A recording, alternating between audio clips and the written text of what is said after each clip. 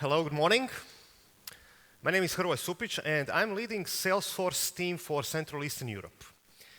So today, in these following 15 minutes, I will share my personal experience talking to you every day, every week, about how you are transforming your companies and becoming digital.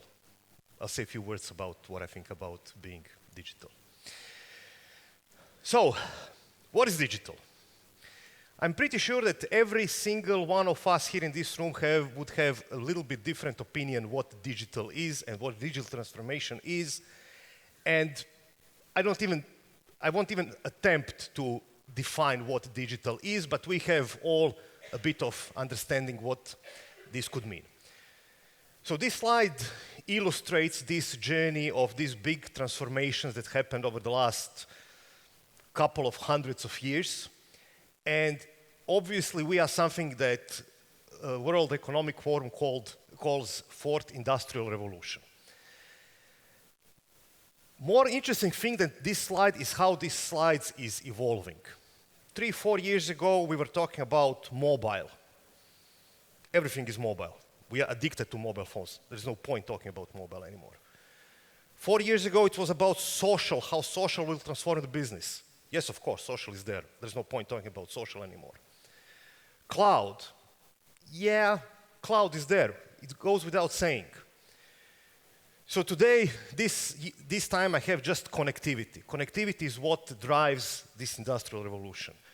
Everything is connected. Behind every device, there is a customer. Behind every channel, there is a customer ready to receive the marketing messages, to buy things, to be serviced. So all these digital channels and everything that is connected is what, in general, gives the characteristics of Fourth Industrial Revolution. And then everything else follows. AI, mobile, social, IoT, and a lot of different things that we are talking about. So what I want to present here in this next 10-15 minutes is where do we stand as a region. So I'm responsible for Central Eastern Europe. I work in Salesforce Hub in Dublin, sitting next to my peers covering the whole Europe, and I have a pretty good visibility what is really happening and how markets are picking up one by one. So where do we stand? UK started with this in a big wave, roughly 2009, 2010, adopting a lot of these technologies. And then it followed 2 years later, France, Spain, Italy, Nordics countries, Netherlands. Surprisingly enough, let's say, out of all big economies in Europe, Germany is quite conservative, being quite late to pick up, but it's actually picking up quite fast. Austria being very conservative, and this is relevant for us because Eastern European markets are heavily influenced by Austria and Germany, and this is what is positioning this region in general. So when I look Eastern Europe, Poland, definitely very advanced. 2 years later, Czech Republic, 2 years later, Hungary, and then further we go to the south. So overall, if you would ask me, what's this time lapse, what's the gap? I would say that, I don't want to speak specifically about Hungary because it's difficult to say. We are lagging behind 6, 7, 8 years after what is happening in UK, France as the most advanced digital economies in Europe. Interestingly enough, there is one country in Eastern Europe that is super advanced, Slovenia and Estonia. Very small markets, super advanced, actually even more advanced than many Western economies. But also I have to say that Poland is in many ways more advanced than Austria and even some other countries. What about segments and companies? So if you, in this audience, work for a tech company being in global markets, it is very likely that you are already quite mature in doing stuff digital. If you work for a big company serving local market, it is very unlikely that you are really digital company. But this is changing, and I'll say a few words about in which direction this change is going. Why we are doing this? Why we are talking about digital? Are we talking because it's cool? Yes, a lot of people talk about it because it's cool. But actually, the real reason is that this has to support your business objectives. So, you are using digital marketing channels, sales, service. You are putting your stuff into your products in order to either use new channels, new ways to attract customers to sell and service, or you use these technologies to streamline your processes and reduce costs. And if you don't start with this thinking in mind, your project will fail. And I've seen this many times. So let me give you one story that I'm experiencing the last couple of months quite intensively. I'm working with a lot of telco operators in the region and talking to them quite a lot, and there is one team that is going through all of these discussions. Population is actually declining. Average revenue per user, in the best case, will stay flat. Most likely will go down. So telco operator, they already, if they are not already losing money, they practically can calculate the date when they will start losing money because their revenue is going down, expenses, okay, different ways. So they have practically two options. One option to keep things as they are, squeeze as much money as possible and let the business die. Second option is to transform the business by significantly improving productivity, by simplifying and automating business processes, and using same technology and same approach, improve user experience and add new products. And if they do this successfully over the next 2 or 3 years, they can hope to survive over the next 10 or 15 years.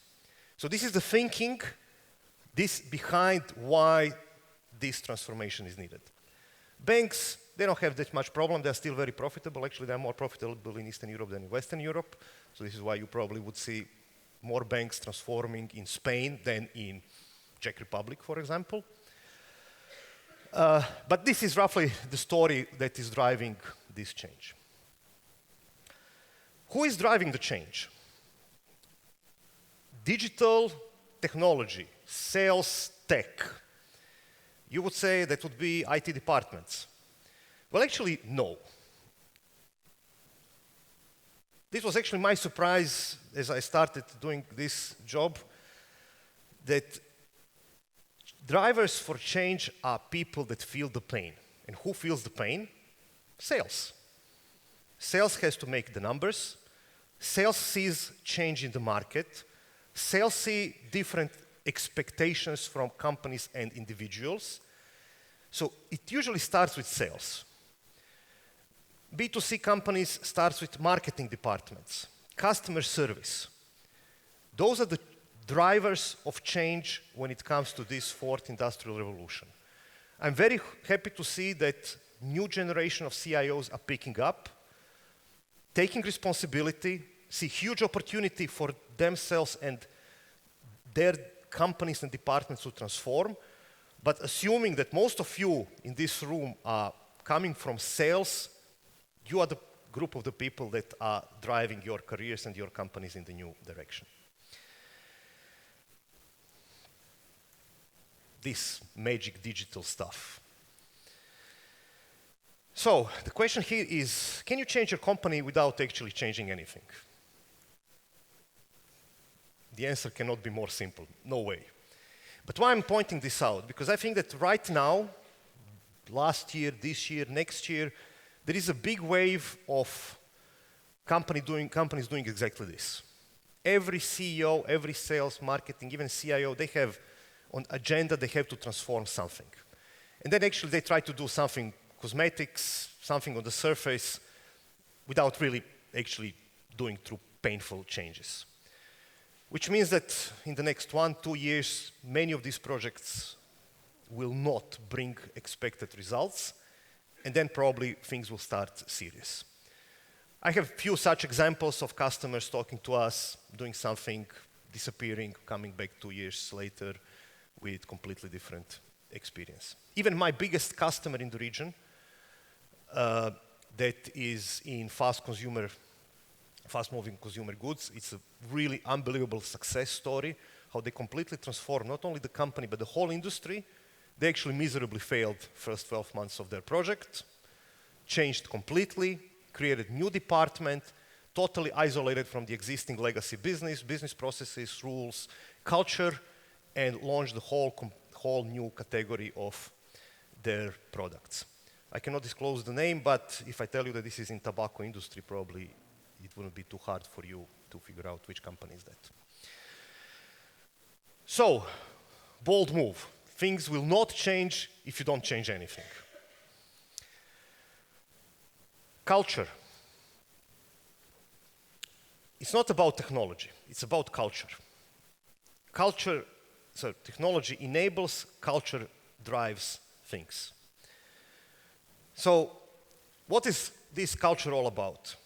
Culture of trust, culture of success, culture of agile and innovative, culture of equality, and many other things. So where do you see this happening? Quite obvious. IT companies are in huge demand for people, and people are not available anymore. To attract talent, you need to have a culture. And we, as quite disruptive company with partners in the region that are fast growing, actually I see how these companies are investing in their culture, because the culture is the only way how they can attract people. And even surprisingly, let's say small companies, let's say 50 employees, they have chief culture officers whose job is to create the culture, promote the culture internally and externally. And companies that did this is happening. Very often I'm telling to my customers in big companies, they are becoming aware that they cannot attract people anymore. When I was a young engineer in the 90s, it was a dream for every young engineer to work in telco industry, in banking. Well, sorry for those industries, but this is not the case anymore. So culture is the driving thing. One more point on this topic. Me being Eastern European, I found this topic quite cynical and part as American marketing material. But actually, after doing this and seeing where and how you make success, I am becoming a big promoter of culture and culture change when you talk about digital. So, this is my last slide. Change that are courage enough to be innovators, disruptors, and shaping their community. So this is an invitation to all of you to take the responsibility, transform your careers, transform your companies, and bring all that you do to the next level. So with this invitation, I would like to thank you for your patience. Thank you for attending Sales Tech conference, and